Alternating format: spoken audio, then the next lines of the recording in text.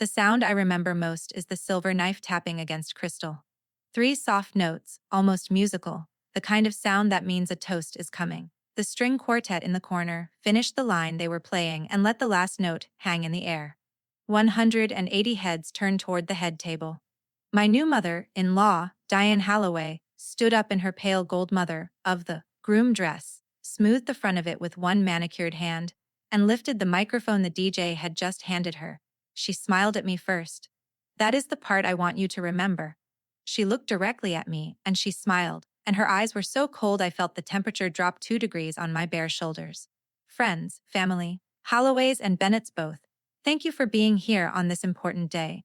Her voice was warm honey. She had practiced. "Before we eat, I think there are some things this room deserves to know about the woman my son has just married." My husband of 40, 5 minutes mark, was sitting to my left. He did not look at me. He looked at his shoes. His hands were under the table. I felt the moment his knee stopped touching mine. Diane unfolded a single sheet of cream-colored paper.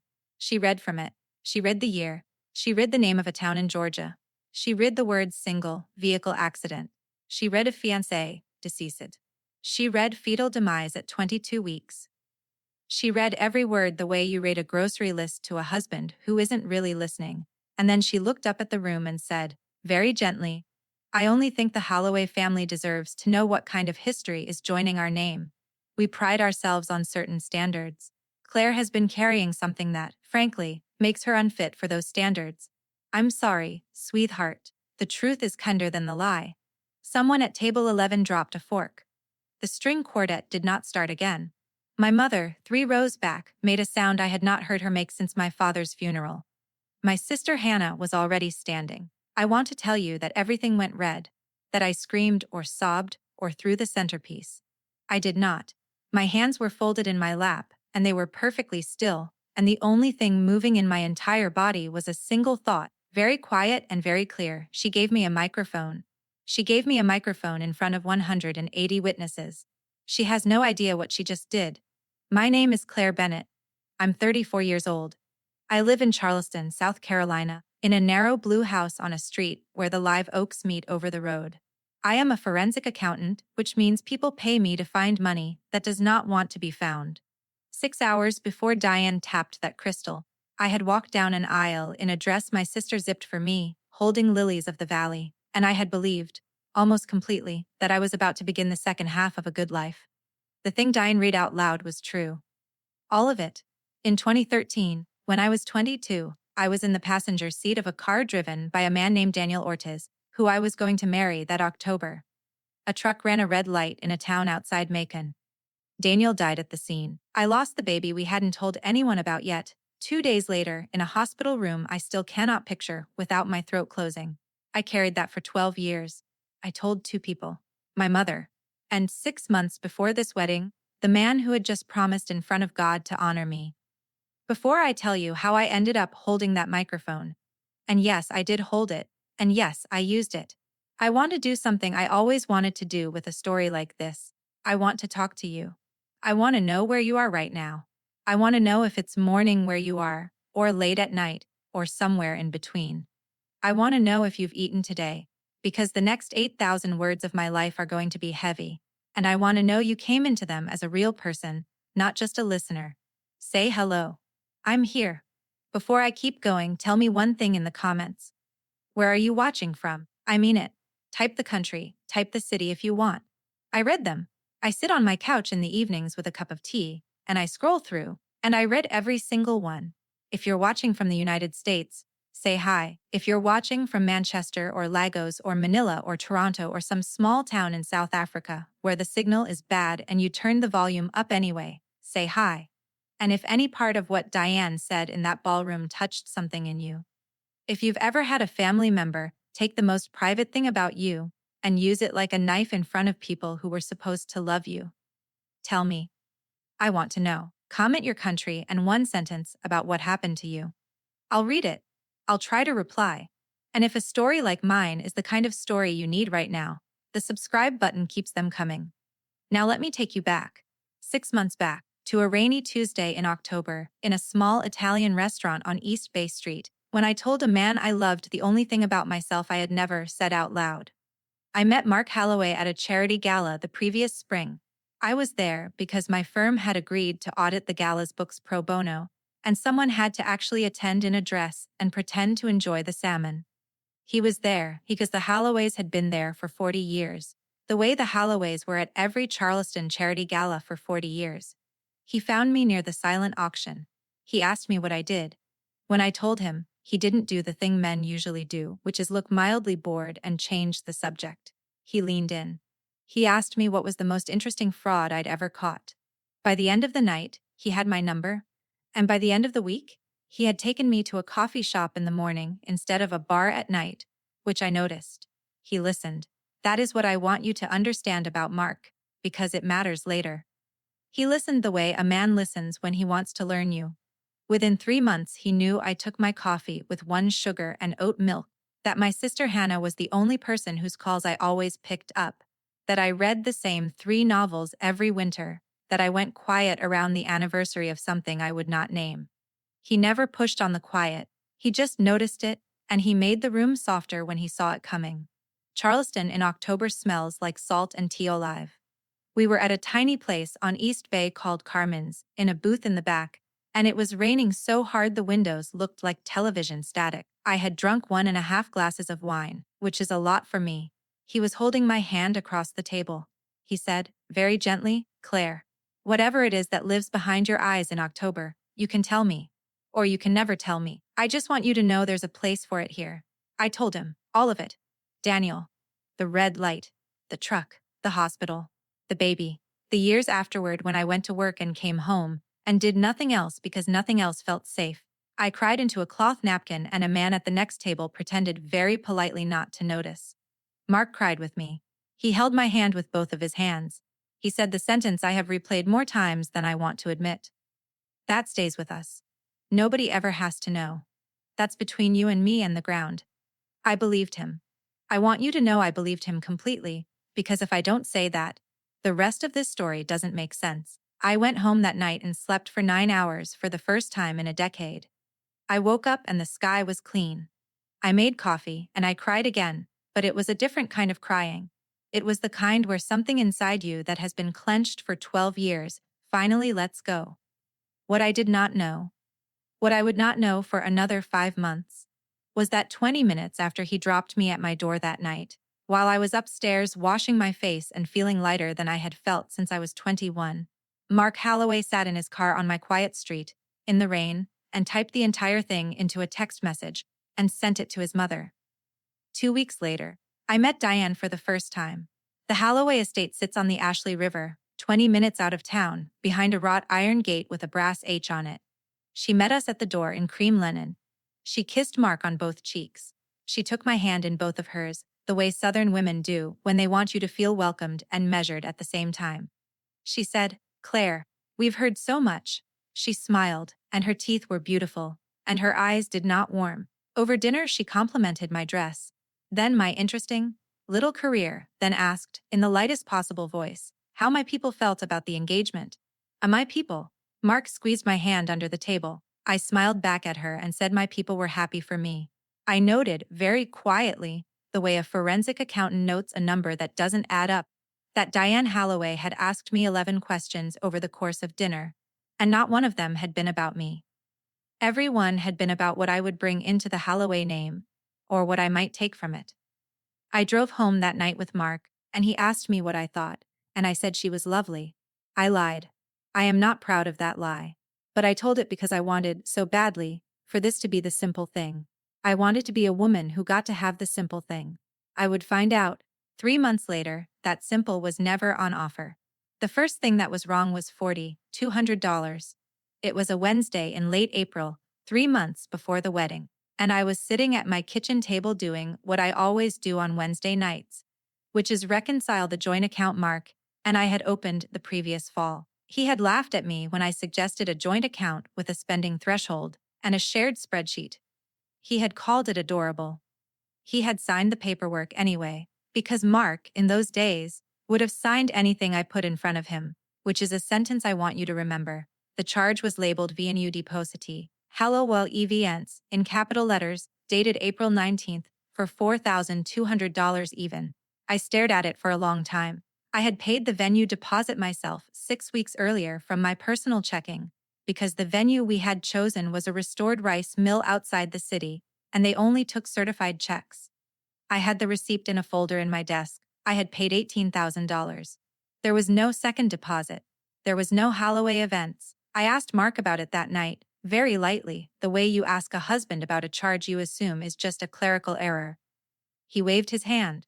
He said his mother had wanted to help with some of the rentals and had used the joint account because Diane was on the list of authorized users, which she was, because Mark had added her the previous Christmas, which he had told me about exactly never. He kissed my forehead. He said, "Don't go full accountant on me, sweetheart. It's wedding stuff." I smiled and said okay. I went into the bathroom and locked the door and sat on the edge of the bathtub and opened a brand new spreadsheet on my phone. I named it nothing. I put a password on it. I have made a living from a very simple professional rule, which is that the human brain forgets numbers and a spreadsheet does not. By midnight, I had logged the 203 other charges from the previous 6 weeks I had not previously questioned. By the end of the next week, I had 8. By the end of May, I had 11. Every single one of them ended in the same place. A limited liability company called Halloway Legacy Holdings, registered in South Carolina, with a P.O. Box address in Mount Pleasant and one member listed in the public filings. Diane Catherine Halloway. The total, by the time I stopped counting, was $61,440. Of my money. Of our money, which is the polite way to say it, but the truth was that the joint account, on the day Mark had opened it, had been seeded almost entirely by me, because Mark was, in his own words, asset, rich and cash light, which I had taken at the time to be a charming way of saying he had a trust fund. I would learn later it was a charming way of saying his mother controlled the trust fund and gave him an allowance. I did not confront him. I want you to understand the discipline of that, because it cost me something. Every night for 2 weeks I lay next to him in bed and I did not say a word. I kissed him goodnight. I asked him about his day. I let him plan the seating chart. And every morning, while he was in the shower, I photographed another screen, another transfer, another timestamp, and I backed it up to 3 places. My work cloud, a flash drive in my desk at the office, and a sealed envelope I mailed on a Tuesday in early May to my cousin Renee in Atlanta. Renee Bennett Cole is 38 years old, 6 feet tall, and an estate and family law attorney at a firm in Buckhead that takes only the cases that interest her. She is my father's brother's daughter, and she is the closest thing I have to a sister besides Hannah. I called her the night I mailed the envelope. She picked up on the second ring. I told her everything in one long breath, and when I was finished, she was quiet for about 10 seconds, and then she said one sentence I will remember when I am 90 years old. "Claire, do not tell that man anything else. I am driving down on Friday." She arrived Friday evening in a gray suit with her hair pulled back and a leather folder under her arm. We sat on my back porch and drank a bottle of Sancerre between us, and she walked me through 3 things. First, I needed a prenuptial agreement, and I needed it to include very specific language about undisclosed transfers to family-owned entities. Second, I needed to keep documenting and keep my mouth shut. Third, I needed to be ready, by the day of the wedding, to make a decision I could live with for the rest of my life. "If you're wrong about all this," she said, swirling her glass, "the prenup costs you nothing. He signs it and you laugh about it on your 10th anniversary. If you're right, it saves your entire life. There is no version of this where you don't sign it." I signed it the following Wednesday in Renee's office in Atlanta. Mark drove up with me. I had told him, very lightly, that my lawyer cousin had insisted, and that it would make her feel better, and that we should humor her. He laughed about it in the car the whole way up. He laughed about it in the lobby. He laughed about it as the paralegal handed him a pen. He did not read past page 4. There were 11 pages. The clause that mattered was on page 9, and it said, in the kind of plain language Renee specialized in, that any undisclosed transfer of marital or pre-marital funds to a family-controlled entity by either party, occurring before or during the marriage and discovered at any time, constituted material fraud and established immediate grounds for annulment with full restitution. He signed it. He kissed me in the parking garage. He said, "There, your cousin can sleep now." That night, In the hotel in Atlanta, I sat in the bathroom again, and I cried for the first time in 3 months, very quietly, into a towel, with the shower running so he wouldn't hear. I cried because I already knew. I had known since the fourth transfer. I just had not been ready to say it out loud, even to myself, until I watched him sign that page without reading it. He didn't love me. He loved having me. There is a difference, and the difference is roughly $61,440. The voicemail came in on a Thursday, 14 days before the wedding, at 2:17 in the afternoon. I was parked outside a sandwich shop on King Street, eating a turkey club in the front seat of my car because I had a deposition in 45 minutes and no time to sit inside. My phone buzzed on the passenger seat. The screen said UNKOWN and then a notification, AVE new voicemail, 47 seconds. I almost deleted it. I get spam voicemails 3 times a week.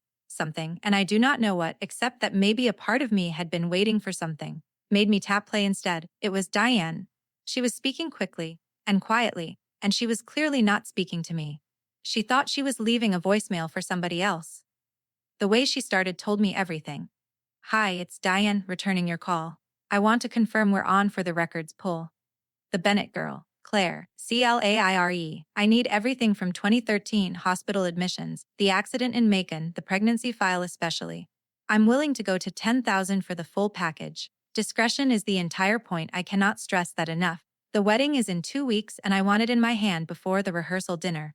Call me back on this line, not the house line. Thank you. The click. I sat in my car with a turkey club in my lap and I listened to it 4 times. The first time, my hands shook so badly I had to put the phone down. The second time, I cried one hard sob, the kind that comes out of you sideways. The third time, I stopped crying. The fourth time, I was already a forensic accountant again, and I was already doing what I do, which is documenting. I forwarded the voicemail to my work email.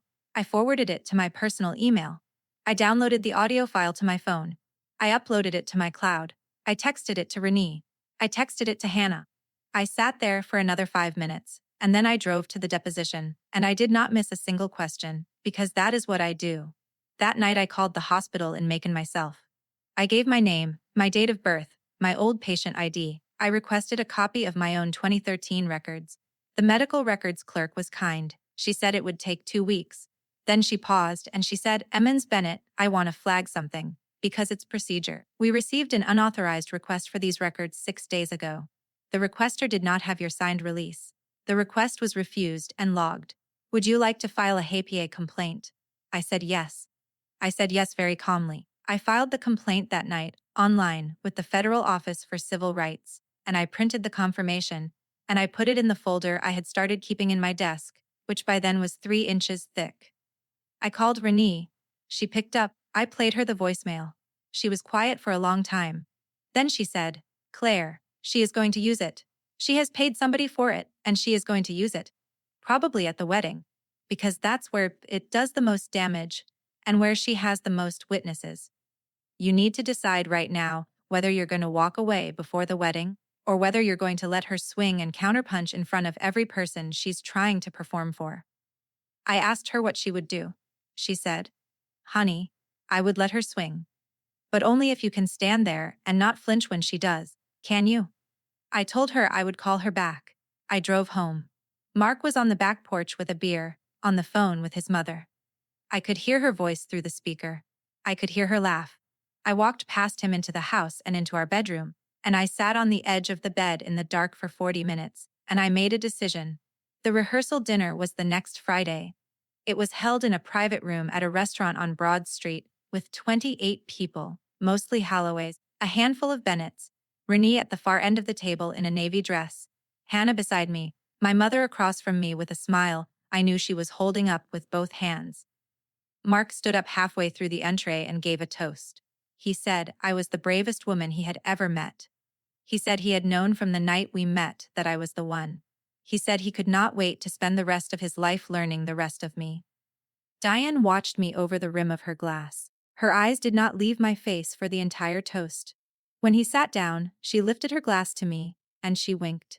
I went back to the hotel that night, and I sat at the marble bathroom counter at 1 in the morning, in my robe, and I laid out 3 sealed envelopes side by side on the marble. The first contained a notarized copy of the prenup with Clause 7B highlighted. The second contained a printed spreadsheet of every transfer to Holloway Legacy Holdings, with bank confirmations attached. The third contained a USB stick with the voicemail, the HEPA complaint, and a sworn statement from Renee about the conversation we'd had 2 weeks earlier. I did not yet know which envelope I was going to use. I did not yet know if I was going to use any of them. I knew only that I had given myself, after 12 years of being a woman who did not get to choose, the power to choose. I went to bed at 2. I slept until 6. I was a bride in 5 hours. The morning of my wedding, the sky over Charleston was the color of a pearl. Hannah was already in my hotel room when I woke up. She had brought coffee and 2 croissants, and the dress, zipped into its garment bag, hanging from the closet door like a ghost in a corner. She kissed me on the forehead. She said, "Good morning, bride." I said, "Good morning, sister." We did not say anything else for a while. My mother arrived at 8. The hair and makeup people arrived at 9. By 11 I was in the dress, and Hannah was on her knees behind me, working the zipper up the back, and my mother was crying very quietly in the corner because she always cried very quietly in corners, which was one of the things I loved most about her. When the makeup artist stepped out of the room to take a call, Hannah caught my eye in the mirror. She did not say anything for a long moment. Then she said, "Are you sure?" I looked at myself in the mirror. White silk, pearl earrings my grandmother had left me, hair pulled back the way I had worn it to every important thing I had ever done. I looked like a woman about to get married. I also looked like a woman about to do something else, and I knew it, and Hannah knew it. I said, "I'm sure of what I'm going to do today. I'm not sure which version of it we're going to have." She reached into her clutch, and she took out a small silver flash drive, and she slid it into the pearl, beaded clutch I was carrying, between the lipstick and the folded handkerchief that had been my grandmother's. She did not say what was on it. She did not need to. She had spent the previous evening at Renee's hotel, and the two of them had spent 6 hours building it. She said, "The DJ has the same file. I gave it to him this morning. He knows what to do if you signal him." I asked her what the signal was. She said, "You'll know it when you do it." I kissed her on the cheek. We did not speak about it again. The ceremony was at the rice mill, the one I had paid the deposit for, with the live oaks and the Spanish moss, and the white folding chairs in 2 long rows. My mother walked me down the aisle because my father had been gone for 11 years, and she held my arm the way she had held it at his funeral, which is to say with both hands, because she was not letting go for anything. The music played. The guests stood. Mark was at the end of the aisle in a navy suit, and he was smiling, and his eyes were shining, and for one full half-minute as I walked toward him I forgot every single thing I knew. I want to tell you that, because it is the truth, and the truth is the only reason any of the rest of this matters. For 30 seconds, I considered turning around, not running, not making a scene, just stopping very gently and walking back up the aisle and going home and being alone and being safe, and never finding out which version of him was the real version. I considered believing him. I considered loving him. I considered the rest of an ordinary life with a man who had cried with me in a booth at Carmen's, who had texted his mother 20 minutes later, who I would have to spend the rest of my life pretending not to know about. And then I saw the man in the 3rd row. He was sitting on the bride's side, which struck me first, because I did not recognize him as a Bennett. He was in his early 60s, gray hair, gray suit, hands folded in his lap. He looked exactly the way he had looked in the LinkedIn photograph I had pulled up 2 weeks earlier, after the voicemail, when I had searched the area code Diane had called from her cell. His name was Howard Kessler. He was a private investigator out of Mount Pleasant. He was the man Diane had hired. He was at my wedding, on my side of the aisle. I kept walking. I reached the altar. Mark took my hands. The efficient, an older woman who had married my parents in 1986, smiled at both of us. The vows came. I said mine. My voice did not shake. I told Mark I would love the man he could be. I meant it. I think that part of the vow was the truest thing I said all day, because the man he could have been was a beautiful person, and that man had never once existed outside of my imagination. We were pronounced. The guests stood and clapped. The string quartet, the same one that would stop playing 40 minutes later, started a patchel bell I had asked them not to play and played anyway. We walked back up the aisle as husband and wife. Mark's hand was in mine. His palm was sweating. I noted that too. The reception was in the main hall of the rice mill, under 3 enormous iron chandeliers, with 180 place settings on long farm tables, and a small stage at the front where the DJ had set up. Drinks were poured. Toasts began.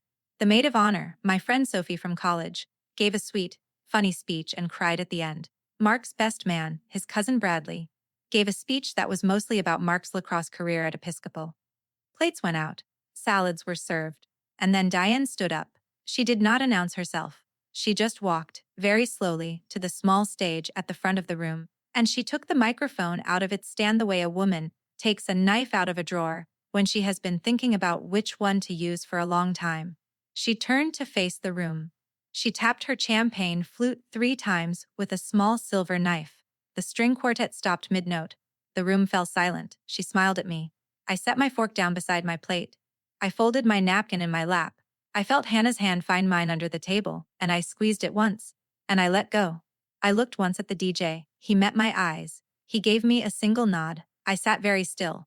I had been waiting for this for 2 weeks. I had been preparing for this for 6 months. I had been becoming the woman who could survive this for 12 years. I was ready. She started warm. That's what she did. Diane never went straight for the throat.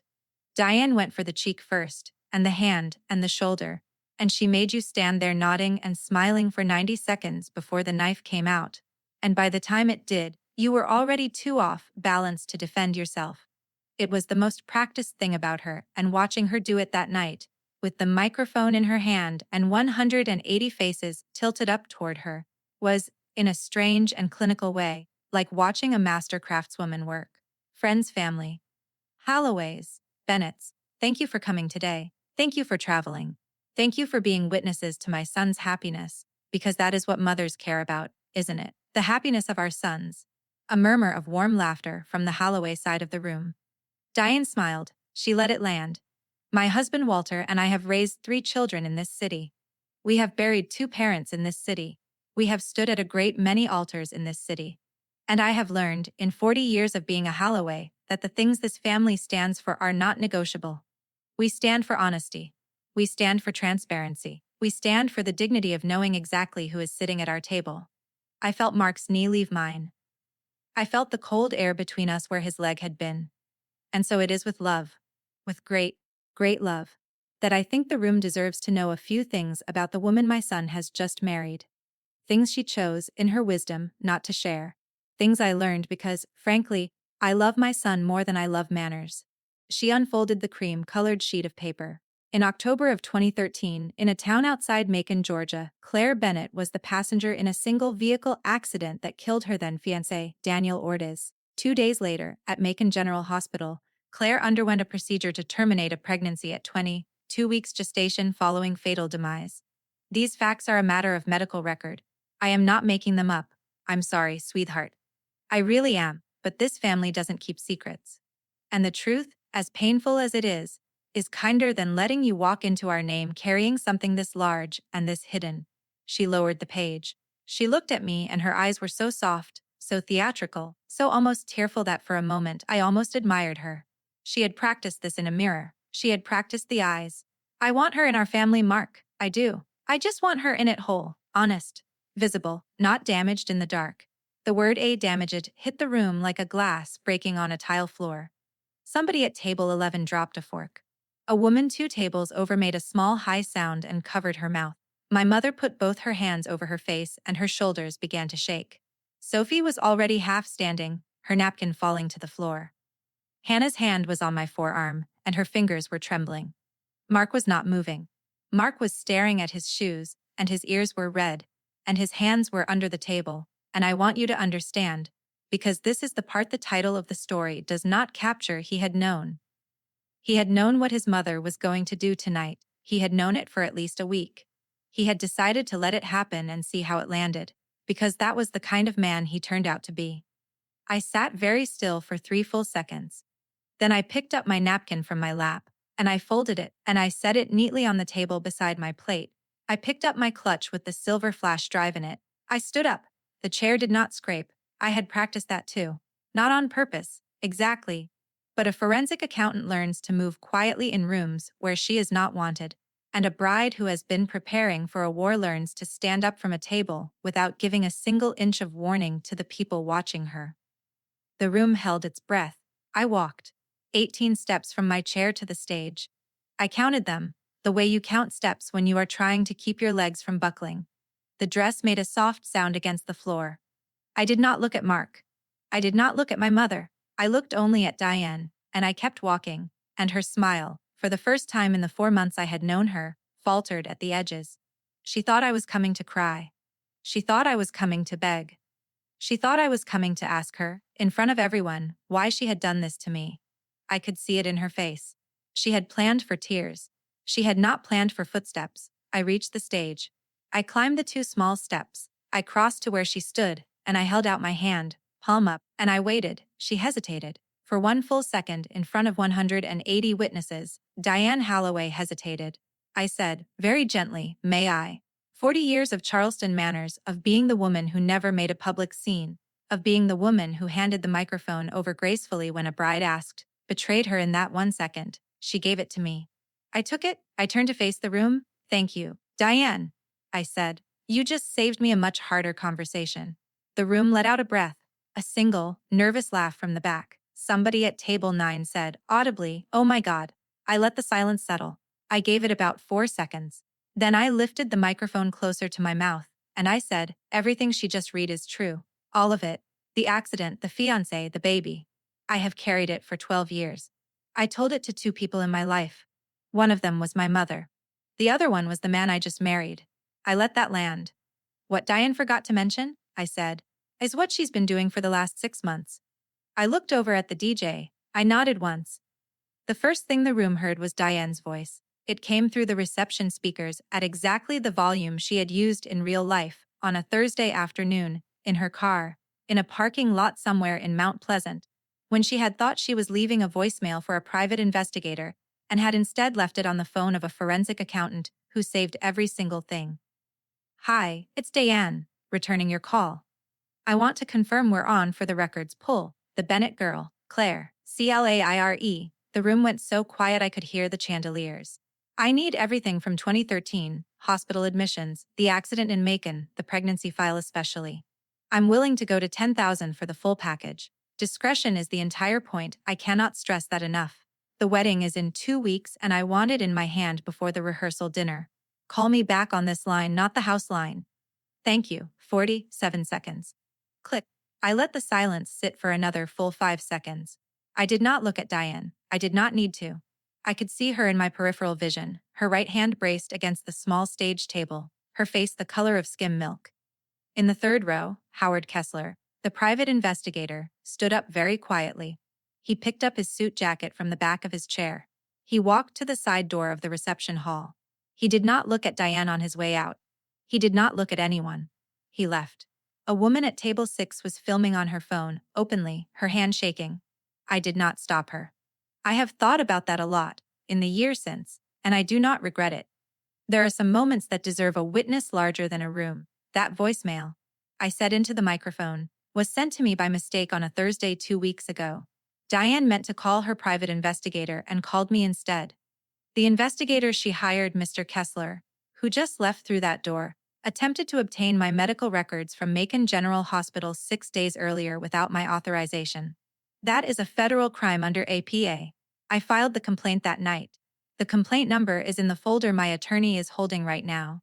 Renee stood up, at table 4, in her navy dress, and she lifted a thick leather folder so the room could see it. I waited. I let people look at the folder. That's the first thing Diane forgot to mention, I said. Here's the second.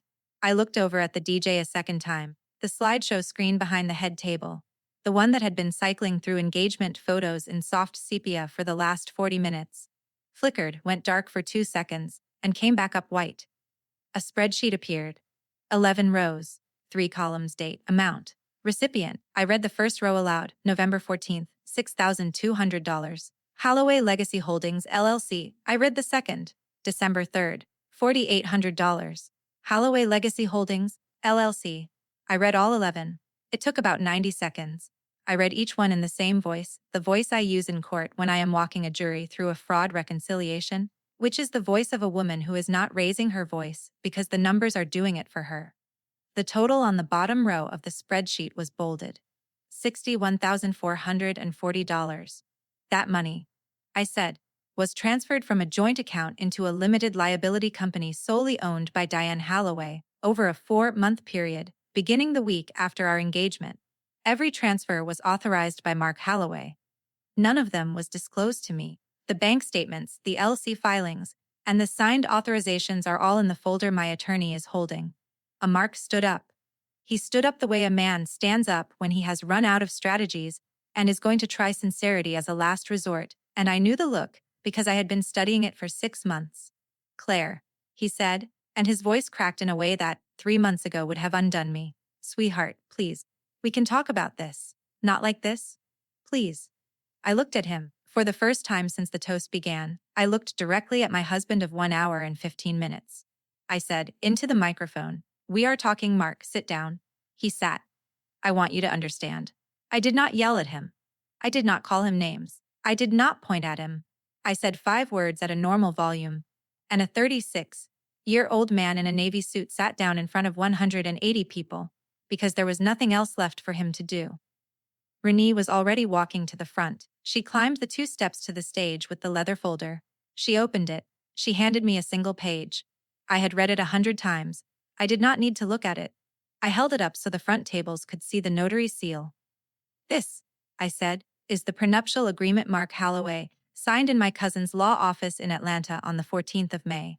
Section 7, subsection B reads as follows." I read it. "Is any undisclosed transfer of marital or pre-marital funds to a family-controlled entity by either party, occurring before or during the marriage and discovered at any time, shall constitute material fraud, establishing immediate grounds for annulment with full restitution of transferred funds plus attorney's fees and statutory damages." I looked up. "He signed it laughing," I said. He did not read past page 4. "The clause is on page 9. The room was so quiet I could hear someone crying at the back.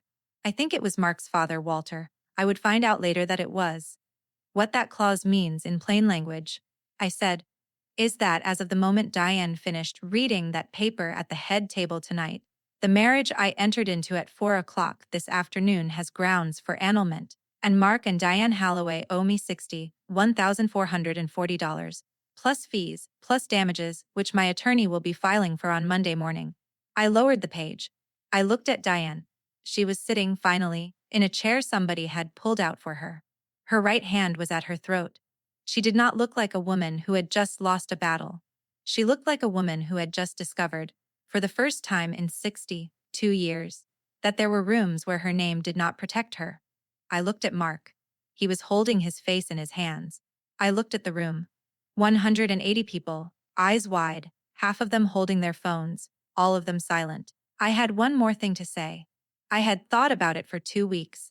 I had written it on the back of the bathroom mirror that morning in lipstick, and then wiped it off so Mark wouldn't see it when he came in to use the sink. "Yeah, I'll stay," I said. "Dinner is paid for. The cake is beautiful. The bar is open until midnight. I'm not. I'm going home." I set the microphone, very gently, back into its stand. The walk from the stage to the door at the back of the reception hall was 46 steps. I know because I counted those, too. The dress made the same soft sound against the floor it had made on the way up the aisle 4 hours earlier, which was, in some way I cannot entirely explain, the thing that nearly broke me.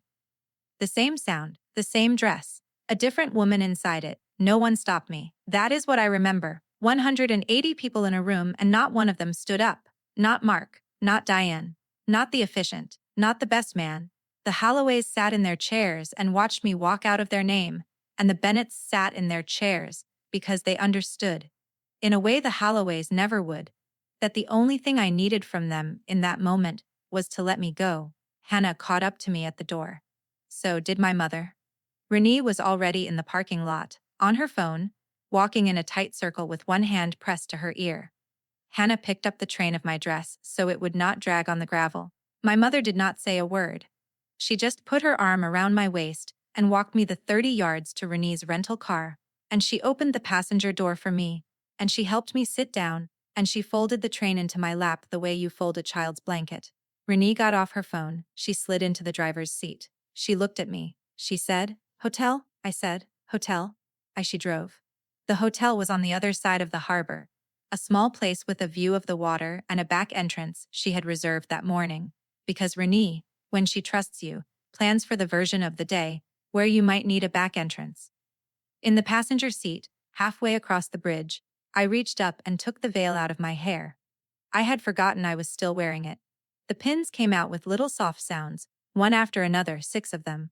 I folded the veil in half, and then in half again, and I laid it across my lap on top of the train of the dress. I did not cry yet. I was very calm.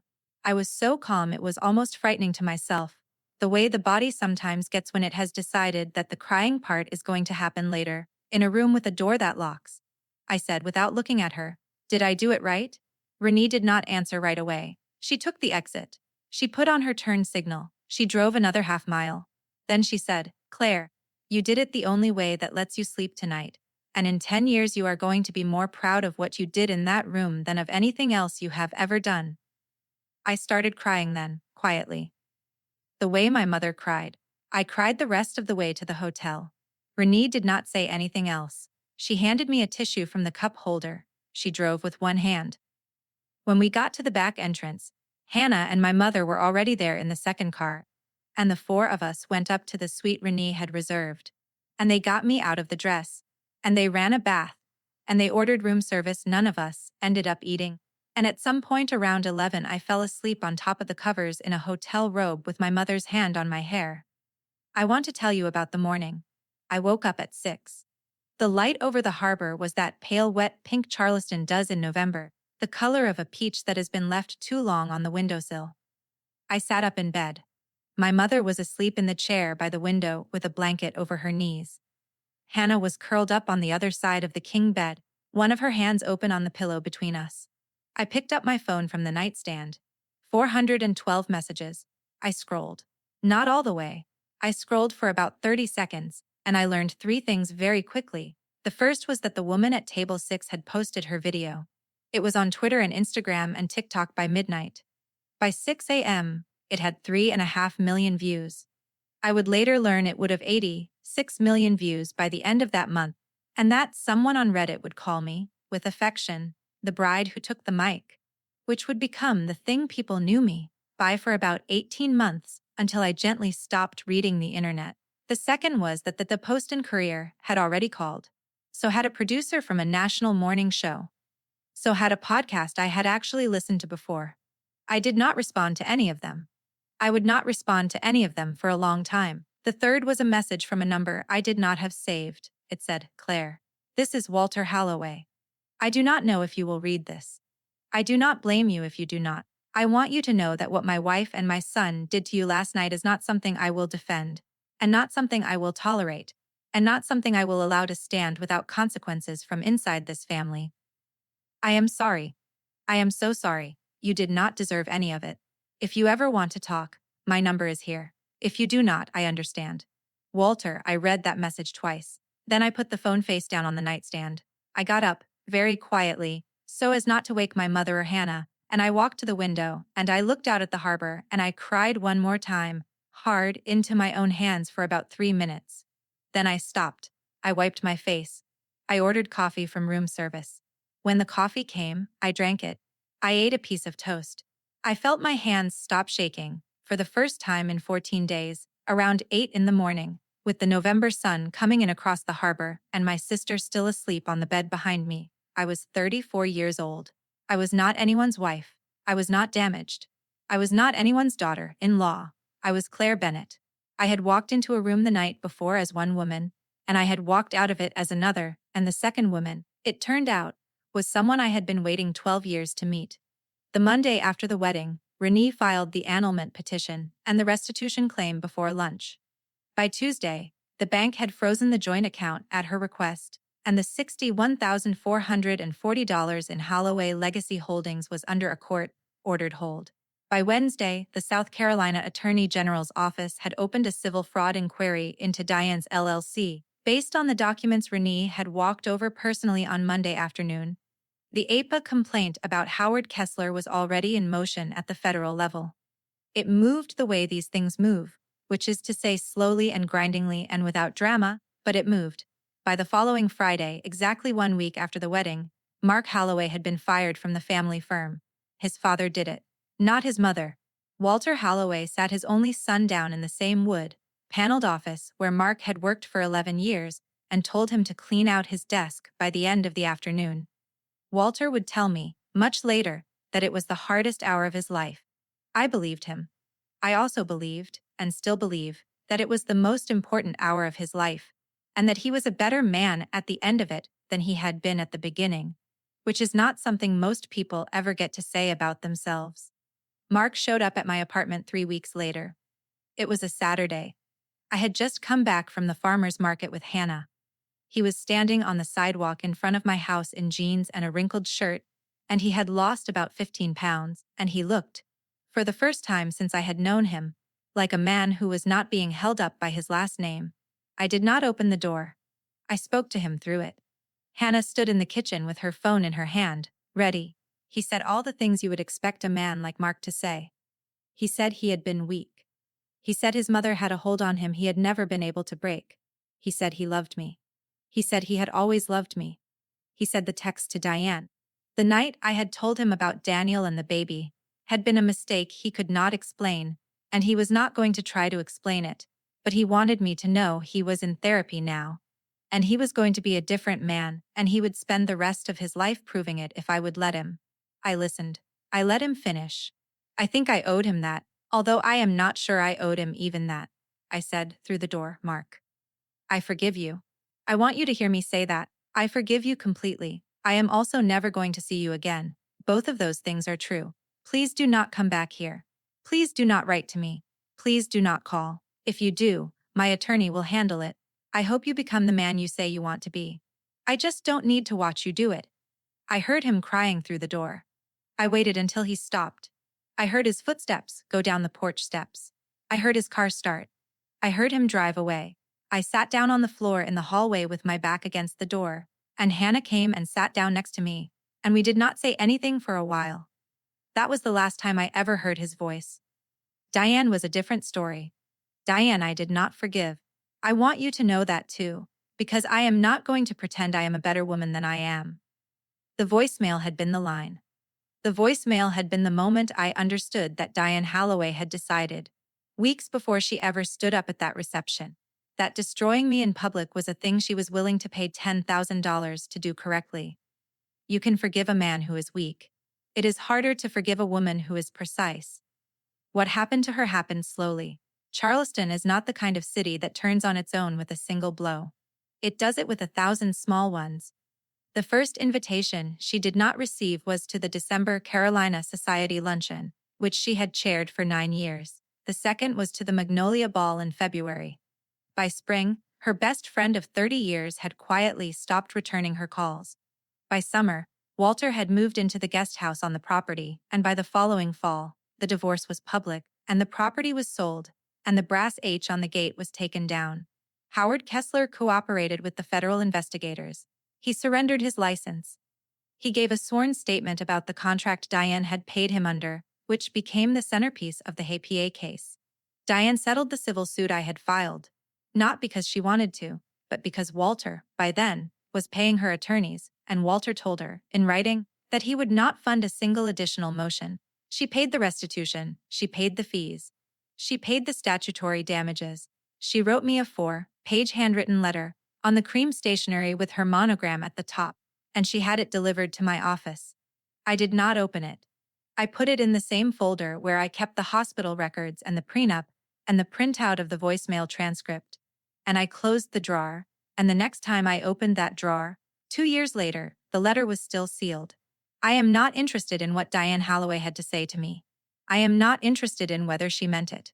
I am not interested in whether she had grown, or repented, or come to Jesus, or written it on a bad day and regretted it later. I do not say that because I am hard. I say that because I learned, the night I took the microphone, that I do not owe my attention to people who tried to use my deepest grief as currency. Forgiveness is a thing you give for your own sake. Audience is a thing you give for theirs. I had decided, very calmly, that I was done giving Diane Holloway an audience. What I did instead was let my family come back. My mother and Hannah moved into my house for the month of December. They were terrible at it. My mother burned 3 pots of rice in 2 weeks. Hannah cried during a commercial for car insurance. We watched every Nora Ephron movie ever made, and we ordered Chinese food 4 nights a week. And on the 9th day, while my mother was attempting to make a roast chicken that had set off the smoke alarm twice, Hannah made me laugh so hard at something I cannot even remember now that I had to sit down on the kitchen floor to breathe. It was the first time I had laughed in 5 weeks. My mother turned around from the smoking oven with a wooden spoon in her hand and tears running down her face, and she said, "Oh, thank God." And then all 3 of us were crying and laughing, and Hannah was sliding down the cabinet to sit on the floor next to me, and my mother was lowering herself down to join us, with both hands on the counter for balance, and the 3 of us sat on my kitchen floor with a smoking chicken in the oven above us. And I understood something I want to tell you now, because I think it is the most important thing I learned in the entire year that followed. The family I had been born into had never stopped loving me. The family I had married into had never started. I had spent so many months trying to earn the second one's approval that I had almost stopped letting the first one in the door. The Bennett women had been waiting for me on the other side of every closed door I had built, and the moment I opened one, they walked in with takeout and bad chicken and a kind of love so unconditional and so unimpressive and so daily that I had almost mistaken it for nothing. It was not nothing. It was, as it turned out, the only thing. 1 year later, almost to the day, I opened my own practice. It is a small office on the 2nd floor of a building on Broad Street, with 2 windows that look out at a magnolia tree, and a brass plate on the door that says B&N Francesi, LLC. I do one thing now. I trace money in marriages where one partner has been quietly stealing from the other. I find the LLCs. I find the side accounts. I find the transfers labeled via depositi that are not for venues. I sit with women, mostly, and sometimes with men, at the kitchen tables of houses they are about to lose or save, and I show them, in spreadsheets, what has been happening to them. My first 3 clients found me through the video. The woman at table 6, whose name turned out to be Patricia, eventually messaged me a thank you, and I wrote back, and we are friends now. The video was, by the time I opened the practice, somewhere north of 90 million views across all the platforms it had ended up on. I had stopped looking. I had also stopped reading the comments, mostly, although Hannah read them sometimes and would tell me the good ones, and there were a lot of good ones. The first client, a woman named Theresa from Mount Pleasant, did not have money to pay me. I did not charge her. I traced $41,000 her husband had moved into his brother's construction company over 18 months, and her divorce attorney used my report, and she kept her house. The second client was similar. I did not charge her either. The third was a woman who had money, and she paid in full, and she sent me a bouquet of white peonies the size of a small child, and a card that said, "For the bride who took the mic," from a wife who finally did, too. I keep that card in my desk. Top drawer, left side. I look at it sometimes. I want to tell you what I learned. I have been thinking about how to say this for a year, because I know some of you came to this story for the wedding, and some of you came for the receipts, and some of you came because something in the title sounded like something that happened to you, or to your sister, or to your mother, or to your daughter. Whichever one of those you are, I want you to hear this, because it is the only reason I told you any of it. The people who love you do not need your grief as currency. Disclosure is not a debt. The fact that you told someone the hardest thing about yourself does not give them permission to spend it. The fact that you trusted them with the worst day of your life does not turn that day into theirs. Your story is yours. You can give it to people, and you can take it back, and you can decide, at any age, in any room, with any microphone, that the version of you that has been hiding the wound is allowed to put the wound down and walk into the rest of her life carrying something else instead. Calm is not weakness. I did not yell at Mark. I did not yell at Diane. I did not call them names in front of 180 people. I read numbers out loud in the voice I use in court. I think a lot of women have been told, by a lot of people, that the only acceptable response to being humiliated in public is either to cry or to scream, and that if you do neither, you are cold or calculating or unfeeling or unfeminine. I want to tell you, from the other side of the night, I am still occasionally asked about by strangers in coffee shops. That calm is a kind of love you give to yourself when the room has decided to take everything else. Calm is the receipt the people watching cannot argue with. Calm is the version of you that will still be standing in the morning. Calm is allowed. And sometimes the most powerful thing a woman can do, at her own wedding, in her own life, in her own kitchen, in her own family, is to set the microphone down, gently, and walk out the door she came in through. That door is always there, even when you cannot see it. Even when the people in the room are telling you it is not, even when you have spent 12 years convincing yourself that you do not deserve to walk through it. It is there. It has always been there. It is, in fact, the only door that was ever really yours. So, before I go, tell me one more time where you are watching from. I want to know. If you made it all the way to the end of this story, I want to know who you are. Tell me your city. Tell me, if you want, whether you have ever stood in a room like that one. Tell me whether you took the microphone, or whether you didn't, or whether you are still waiting for the right moment to. There is no wrong answer. I read them. I will read yours.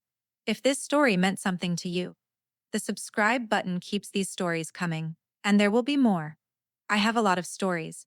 So do the women who have been writing to me for the last year. I am not going to run out. Share this with the woman in your life who needs to hear it, your sister, your mother, your daughter, your friend who is engaged to a man whose mother makes her feel small, the woman at your church who has stopped smiling. You know the one. Send it to her. She does not have to say anything. She just has to know that the door is there. My name is Claire Bennett. I am 35 years old now. I live in a narrow blue house in Charleston, South Carolina, on a street where the live oaks meet over the road. I am a forensic accountant. I have a sister who makes me laugh, and a mother who burns rice, and a cousin in Atlanta who answers her phone on the second ring, and a small office on Broad Street with my name on the door. I am not anyone's wife. I am not damaged. I am not in the dark. Be careful who you hand your story to, and keep your receipts.